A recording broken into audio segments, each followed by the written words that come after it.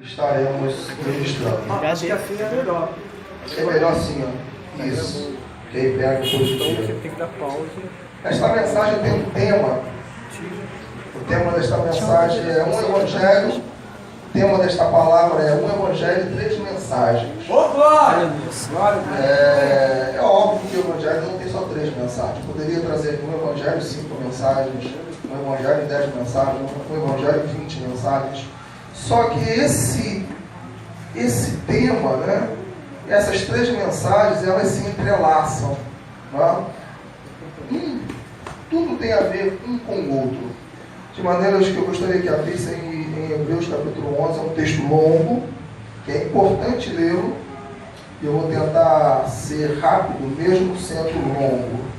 Diz assim a palavra do Altíssimo: Ora, a fé é a certeza daquilo que esperamos e a prova das coisas que não vemos, pois foi por meio dela que os antigos receberam por testemunho. Pela fé entendemos que o universo foi formado pela palavra de Deus, de modo que aquilo que se vê não foi feito do que é visível. Pela fé Abel ofereceu a Deus um sacrifício superior ao de Caim.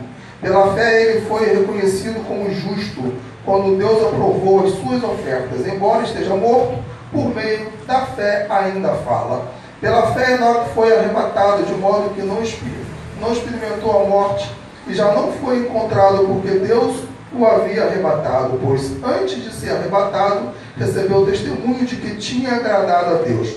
Sem fé é impossível agradar a Deus, pois quem dele se aproxima precisa crer que ele existe e que recompensa aqueles que o buscam. Pela fé, Noé, quando avisado a respeito de coisas que ainda não se viam, movido por santo temor, construiu uma arca para salvar sua família. Por meio da fé, ele condenou o mundo e tornou-se herdeiro da justiça que é segundo a fé. Pela fé, Abraão, quando chamado, obedeceu e dirigiu-se a um lugar que mais tarde receberia como herança, embora não soubesse para onde estava indo. Pela fé, peregrinou na terra prometida como se estivesse em terra estranha, viveu em tendas, bem como Isaac e Jacó, cordeiro da mesma promessa, pois ele esperava a cidade que tem alicerces, cujo arquiteto e edificador é Deus. Pela fé, Abraão e também a própria Sara, apesar de estéril e avançada em idade, recebeu poder para gerar um filho, porque considerou fiel aquele que lhe havia feito a promessa. Assim, daquele homem, já sem vitalidade, originaram-se descendentes, não tão numerosos como as estrelas do céu e tão incontáveis como a areia da praia do mar. Todos estes viveram pela fé e morreram sem receber o que tinha sido prometido. Viram-no de longe, e de longe o saudaram, reconhecendo que eram estrangeiros e peregrinos na terra. Os que assim falam, mostram que estão buscando uma pátria. Se estivessem pensando naquela de onde saíram, teriam oportunidade de voltar. Em vez disso, esperavam eles uma pátria melhor, isto é, a pátria celestial. Por essa razão, Deus não se envergonha de ser chamado Deus deles, e lhes preparou uma cidade. Pela fé, Abraão, quando Deus o pôs à prova, ofereceu Isaac como sacrifício. Aquele que havia recebido as promessas estava a ponto de sacrificar o seu único filho, embora Deus lhe tivesse dito, por meio de Isaac, a sua descendência será considerada. Abraão levou em conta que Deus, por ressuscitar os mortos, e figuradamente recebeu Isaac de volta dentre os mortos. Pela fé, Isaac abençoou Jacó e Esaú com respeito ao futuro deles. Pela fé, Jacó, à beira da morte, abençoou cada um dos filhos de José e adorou a Deus, apoiando na extremidade do seu bordão. Pela fé, José, no fim da vida, fez menção do êxodo dos israelitas do Egito e deu instruções acerca dos seus próprios ossos. Pela fé, Moisés, recém-nascido, foi escondido durante 3 meses por seus pais, pois estes viram que ele não era uma criança comum e não temeram o decreto do rei. Pela fé, Moisés, já adulto, recusou ser chamado filho da filha do faraó, preferindo ser maltratado com o povo de Deus, desfrutar os do que desfrutar os prazeres do pecado durante algum tempo. Por amor de Cristo, considerou sua desonra uma riqueza maior do que os tesouros do Egito, porque contemplava a sua recompensa.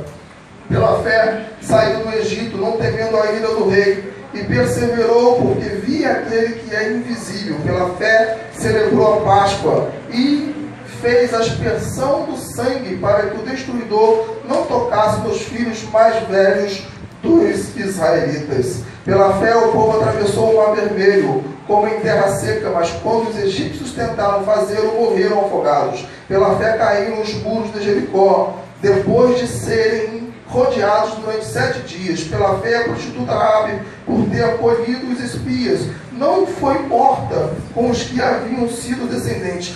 Que mais direi? Não tenho tempo para falar de Gideão, Baraque, Sansão, Jefité, Davi, Samuel e os profetas, os quais pela fé conquistaram reinos, praticaram justiça, alcançaram o cumprimento de promessas, fecharam a boca de leões, apagaram o poder do fogo, escaparam do fio da espada, da fraqueza tiraram força, tornaram-se poderosos na batalha e puseram em fuga exércitos estrangeiros. Houve mulheres que pela ressurreição tiveram de volta os seus mortos. Uns foram torturados e recusaram serem libertos para poderem alcançar uma ressurreição superior. Outros enfrentaram zombaria e açoites. Outros ainda foram acorrentados e colocados na prisão, apedrejados, cerrados no meio, postos à prova, mortos ao fio da espada, andaram errantes vestidos de pele de ovelhas e de cabras, necessitados, afligidos e maltratados. O mundo não era digno deles. Vagaram pelos desertos e montes, pelas cavernas. Dê uma salva de palmas ao Senhor. Glória a Deus!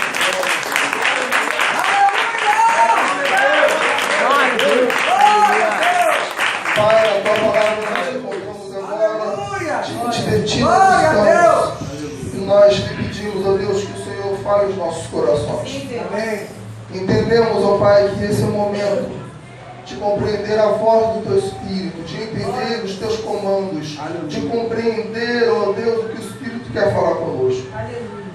Fale conosco, Pai.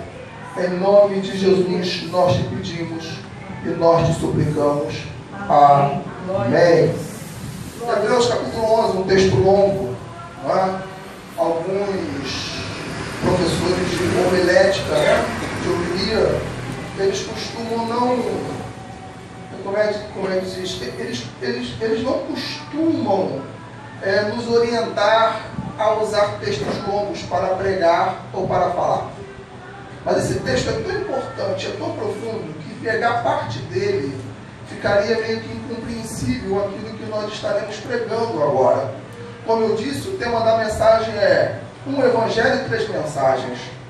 Como eu já disse, poderia ser diversas mensagens, mas eu quis colocar 3 mensagens porque elas se entrelaçam entre si, né? Uma sem a outra não faz muito sentido, ou até faz algum sentido, mas se você focar numa só, ou em duas, você poderia trazer um evangelho capengante, um evangelho distorcido, um evangelho que não é lá muito o evangelho que Jesus, que os apóstolos pregaram. Eu quero começar dizendo uma coisa. Eu tenho 28 anos de convertido, né? Eu não pareço, porque eu pareço ter 25 anos de idade, né? Mas eu tenho 28 anos de convertido. E eu me lembro que na época que eu me converti, a mensagem que mais era focada pelos pregadores era a mensagem do sofrimento, era a mensagem da pobreza, era a mensagem meio que da ruína e da miséria. Eu me lembro como se fosse hoje que os pregadores se vangloriavam do sapato furado, da meia rasgada, né? Do paletó de uma listra só, né? Eu me lembro disso. E eu ficava olhando, eu ficava vendo, né? Poxa, aonde que eles se baseiam? Né? E por que o foco? Obviamente que toda regra tem sua exceção. Havia igreja que não ia para esse extremo, mas a grande maioria, principalmente das igrejas pentecostais, porque não havia as neopentecostais, né? Hoje temos as pentecostais, a neopentecostal e as tradicionais. Mas na maioria das vezes, o tema foco, a mensagem foco, era a mensagem do sofrimento. Eu queria entender por que isso, não é? Obviamente que tem motivos, e tem base, não é? Por exemplo, ele se baseava em alguns textos bíblicos. Jesus falou lá em Mateus capítulo 6, não ajunteis tesouro na terra, onde a traça e a ferrugem tudo consome, antes ajuntai tesouros no céu. Quando a gente lê, por exemplo, a história de Jesus, que foi ter com um jovem rico, com um mancebo, né? Ele fala assim: bom mestre, o que devo fazer para herdar a vida eterna? Aí, para encurtar a história, Jesus chega e fala assim: vai, vende tudo que tem, dê aos pobres e siga-me. Então, muitos dos pregadores pegavam esses textos, ou algum desses textos, e traziam para o foco de que o Evangelho é o Evangelho de sofrimento, que o Evangelho é o Evangelho de pobreza. E muitos outros textos. Eu poderia citar, por exemplo, esse aqui, ó. E por muitas tribulações nos importa entrar no reino dos céus. O apóstolo Paulo, falando aos seus concidadãos, né, ele chega e fala o seguinte: olha, por muitas tribulações nos importa entrar no reino dos céus. Ou seja, ele coloca o sofrimento, ele coloca a tribulação como um trampolim para você chegar ao céu.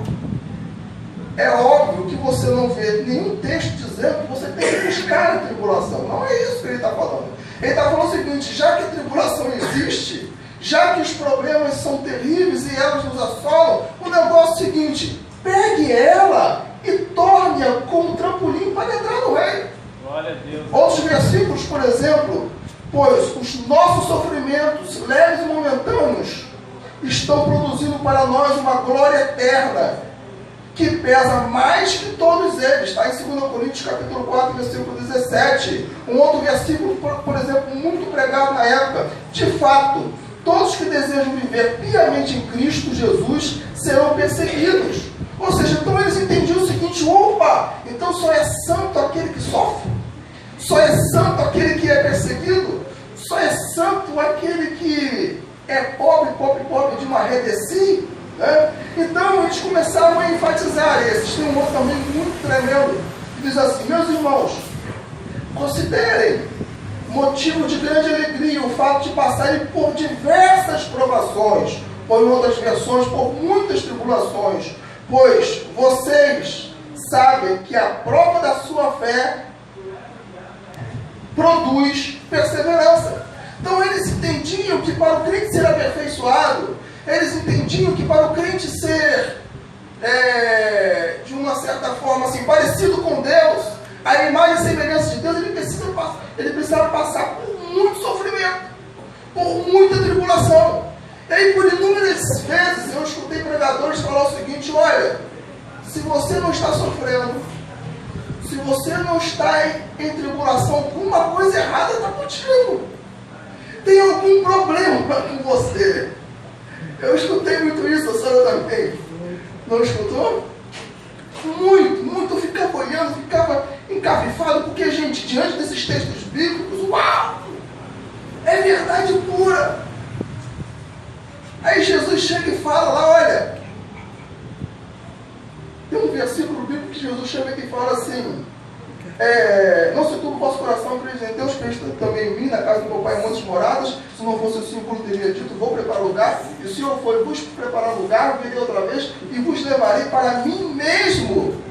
Aí ele fala assim: no mundo tereis aflições, mas tende bom ânimo, eu venci o mundo. Então quer dizer, se Jesus teve aflições, se ele teve tribulações, quem sou eu para dizer que não terei? E eles acreditavam que só era espiritual quem estava chorando, quem estava sofrendo, quem estava com dificuldade, quem estava com problemas seríssimos. Eu vivi isso. Só que lá no começo da década de 90, alguns crentes que não são bobo e nem nada, né, começou a colher da Bíblia outros textos bíblicos que contradiziam e que anulavam essa mensagem. Eu poderia dizer que fartar-me-ia tempo para dizer e para falar referências de textos bíblicos que exaltam o sofrimento, porque são muitos. poucos. Mas aí alguns crentes mais espertos que lê Bíblia, que lê muito Bíblia, que estuda muito Bíblia, que tem o Espírito Santo de Deus, ele começou a buscar textos bíblicos que, contradizia a mensagem do sofrimento. Peraí, tem uma coisa errada. Aí foi lá em Salmo 1, bem-aventurado o varão que não anda segundo o conselho dos ímpios, nem se detém no caminho dos pecadores, nem se assenta na roda dos escarnecedores. Antes tem o seu prazer na lei do Senhor, e na sua lei medita de dia e de noite, pois será como a árvore plantada junto a ribeiro de águas, a qual dá o seu fruto na estação própria, e cujas folhas não caem, e tudo quanto fizer, prosperará. Opa! Já comecei bem. Então tudo que eu tocar eu vou prosperar. Meu Deus, que coisa boa! Opa! Meu Deus. Esse negócio de mensagem de sofrimento, eu acho que não é bem assim não. Aí viram João 10:10. O ladrão veio para matar, roubar e destruir. Jesus falando, mas eu vim para que tenha vida e vida com abundância. Gente, Jesus veio para me dar vida e vida com abundância. Opa, vida com abundância não é sofrimento. Então, se não é sofrimento, glória a Deus! E aí, quando você vai lá no original, vida, no grego significa zoé. Zoé significa vida no corpo, na alma e no espírito. Então, beleza. Eu não preciso sofrer psicologicamente, nem emocionalmente, nem fisicamente. Embora eu hoje creia que esse versículo estaria falando da ressurreição do corpo, né? Mas aí os pregadores começaram a falar o seguinte, opa, peraí, o negócio é o seguinte, crente não fica doente.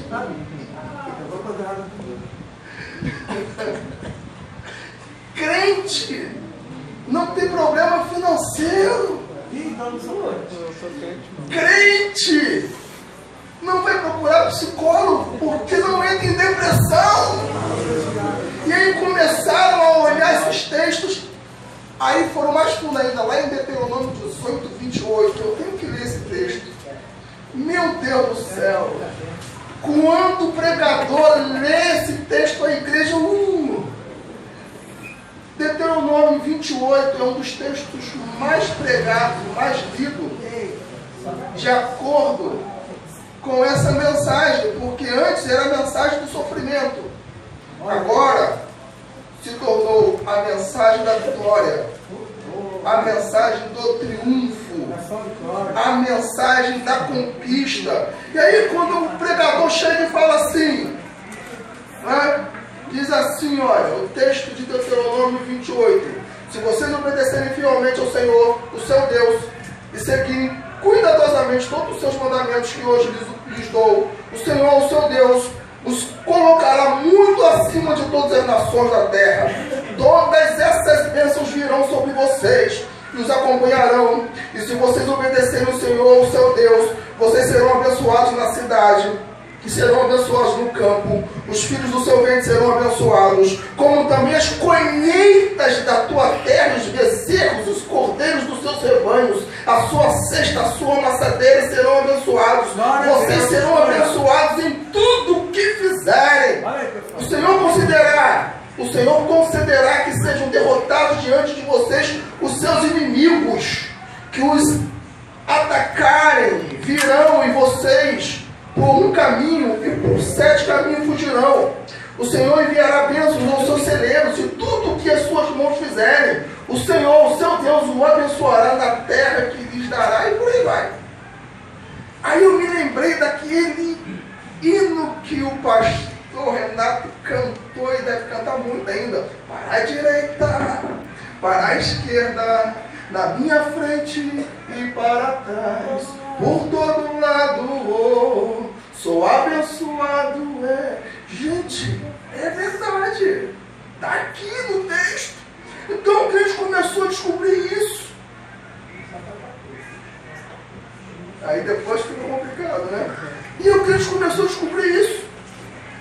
E esse hino, pastor, Deus usou para me revelar verdades, outras que eu não sabia, que mais tarde, e que assim que terminar, se der tempo, eu falo quais foram a verdade. Tem um outro texto também, que misericórdia. Como os pregadores usaram. Salmo 37, versículo 25. Olha o que diz o salmista Davi. Fui moço, hoje sou velho, mas nunca vi o justo desamparado, nem a sua descendência a mendigar o pão.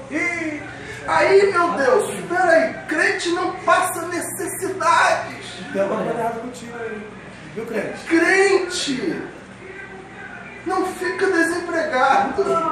Ué? Tá aqui, ó. Aceita Jesus aí, gente. E essa mensagem começou a pipocar. E aí a mensagem do sofrimento foi sepultada. Que afinal de contas, tem aqui textos de sobra. E aí, como eu disse da primeira, eu digo dessa, faltaria tempo para trazer textos que traz, não é sentido de conquista, de vitória. O que dizer de Paulo que diz: posso todas as coisas naquele que me fortalece? Eu posso tudo, mano. Se eu olhar para aquele carro ali e desejar ele, eu posso. Tem alguma coisa errada, gente. Alguma coisa errada. Tem gente que até acha que pode e não pode. Olhar com a mulher dos outros. Ué? Eu posso. Ué? Esses dias a gente estava falando, né, pastor? O pessoal que começou a ver, porque, gente, isso aqui não é mentira, existem verdades aqui. Existe verdade. Como eu disse, é um evangelho e 3 mensagens. E aí alguns outros, para encerrar essa parte, lembrou daquele texto que diz assim: quem tem ao Senhor maligno não lhe toca. Essa é boa. Já que o diabo não me toca, então não posso sofrer nada. Só que, meu querido, deixa eu te falar uma coisa. O mosquitinho, e eu não sei se eu vou falar o nome direito dele, Aedes aegypti, né? O nome Aedes aegypti.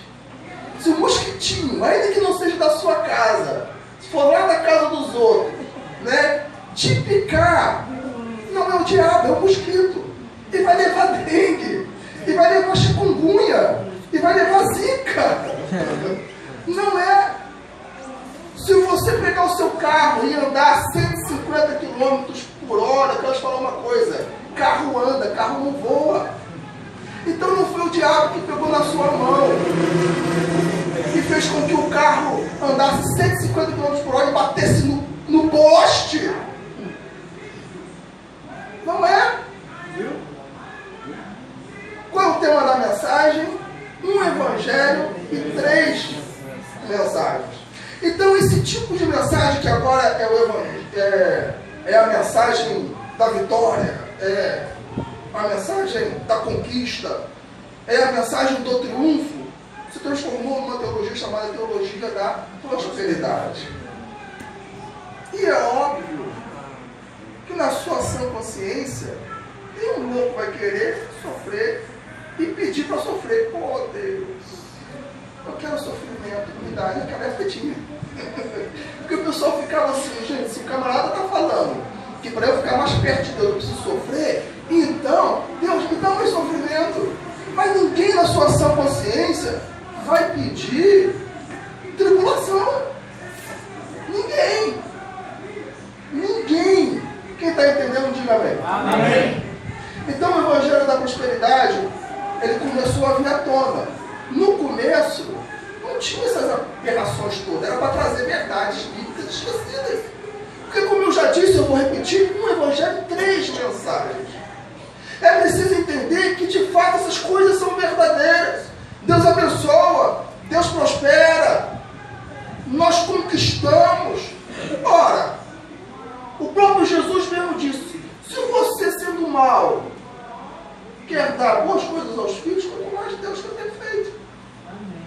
Então eu tinha uma dificuldade quando eu ouvia o evangelho do sofrimento de entender que Deus é esse. Porque, gente, se eu sou pai, eu quero o melhor para o meu filho, como é que Deus não vai querer?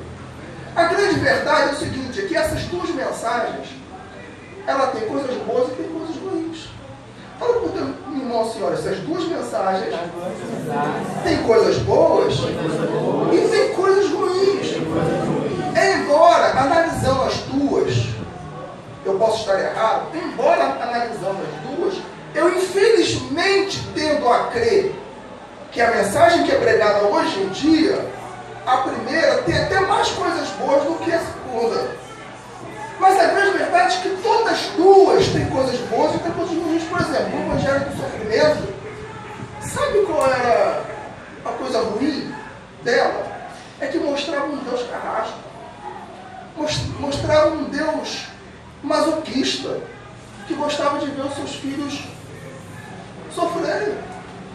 Quer dizer, mostrava um Deus que na verdade não era um pai. Então por isso que tem muita gente hoje que tem dificuldade de ver Deus como pai. Hoje, ver Deus como aquele que gosta do meu sofrimento, para quê? Uma outra coisa ruim desta mensagem é que ela paralisava o povo de Deus. Ela paralisava. Ó, já que eu tenho que ser pobre, como pobre de uma redecil, e eu não tenho que ter ambição nenhuma, eu não tenho que crescer, então eu vou sentar e vou esperar as coisas acontecerem. Isso era o ruim dessa mensagem. Eu poderia citar outras coisas ruins dela, mas existia uma coisa boa nela. Sabe qual era? É que o povo amava mais o céu do que a terra. Essa mensagem fazia o povo desejar o céu, ansiar pelo céu, querer estar com Deus. Meu pai. Gente, eu ficava, naquela época, né? Hoje eu já não sou tão assim, eu gostaria, né? Naquela época eu lembro que teve um dia que me apareceu um caroço aqui, grande aqui, um tumor, né? Que poderia ser benigno ou maligno, e aquilo obviamente me assustava, mas ao mesmo tempo eu pensava assim, bom, Deus pode me curar, mas se Ele não me curar, eu já começava a pensar que eu iria para perto de Deus, sentar no colo de Jesus, conversar com Ele. Ou seja, eu não tinha tanto medo da morte, eu tinha até um pouco medo do sofrimento, mas da morte não, porque havia impregnado em mim o desejo de ver Jesus, de querer Jesus, de buscar Jesus, de andar com Jesus. Essa era a coisa boa.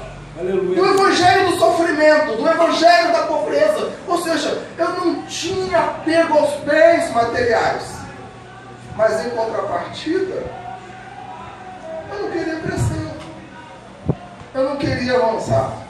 O outro evangelho, que é o evangelho da vitória, do triunfo, também tem coisas boas e também tem coisas ruins. O ruim, eu acho que você já até sabe, tira o foco do crente do céu e coloca na terra. Se você for pesquisar na televisão ou em algumas outras igrejas, você vai ver que de cada 10 mensagens, pelo menos 9 é sobre a terra. É sobre bênçãos, é sobre bens, é sobre vitória, é sobre conquista, é sobre triunfo. E aí o que acontece? O coração do crente foi corrompido. O coração do crente foi corrompido a tal ponto que ele já não consegue olhar para o céu como desejo, como objeto de desejo. Para quê? Eu não me casei ainda, eu ainda tenho que me casar. Meu Deus! Meu Deus! Eu não vou passar por aquele momento de lua de mel com força. Não dá. Eu não consegui minha casa própria ainda. Quer dizer, ele nem se lembra daquele versículo que diz, né? Não se turbe o vosso coração, creis em Deus, creis também em mim, na casa do meu Pai há muitas moradas. Eu te digo uma coisa, a morada que Jesus preparou para você é infinitamente maior do que o seu futuro marido ou teu marido pode dar. Aleluia. E aí eu fico pensando, e eu fico assim, Jesus, que coisa terrível, corrompeu o sentimento do coração do crente, se tornar um crente estilo Laodiceia, acha que é rico, mas nada tem. E aí tem uma terceira mensagem, que essa terceira mensagem já é uma mensagem mais equilibrada. Embora ainda a segunda, que é a teologia da prosperidade, predomine, existe uma outra. É a mensagem de que dá para conciliar o sofrimento com a vitória. Que é verdade. Não é? Quem nunca ouviu falar, olha, deserto não é para morar, é só de passagem. Deserto, ninguém mora nele. Você está passando por ele, mas glória a Deus. Daqui a pouco você vai passar por ele. A mensagem de que o sofrimento ele é um trampolim para a vitória. Ou seja, agora já não se nega mais o sofrimento. Agora já não se nega mais que o crente pode entrar em crise. E, aliás, existe hoje uma frase muito massificante que é: quem está em Cristo não está em crise. Em parte é verdade. Quem está em Cristo não está em crise, se a crise bater na porta dele. Porque a Bíblia diz que as coisas boas acontecem a justos e injustos. Ou seja, eu não vou ter problemas psicológicos, nem vou ficar triste, abatido, desanimado, cabisbaixo, se a crise abater na minha porta, porque eu estou em Cristo. Amém. Mas eu te digo uma coisa, o Evangelho é realista. O Evangelho é realista. Veja bem, não é pessimista, é realista. Eu não vou ficar falando igual a Eliana, ó céus, ó vida, ó azar. Claro que não.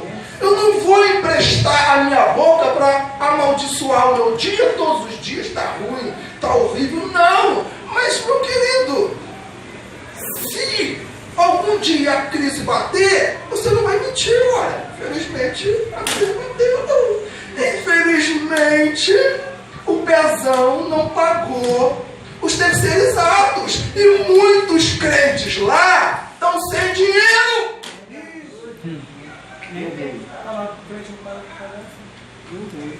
Padece.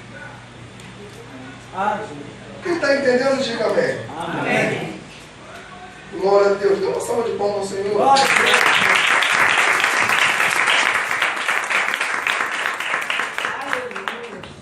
Aleluia.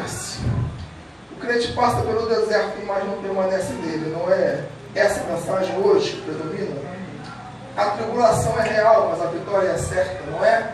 Porque parece e dá a entender o seguinte, que nenhum crente vai morrer na crise.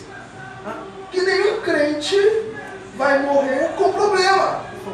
Que nenhum crente vai morrer solteiro. Olha aí. Porque essa mensagem, embora seja mais equilibradinha, ela, o que traz a nossa realidade é exatamente essa. Aí, por que eu fiz questão de ler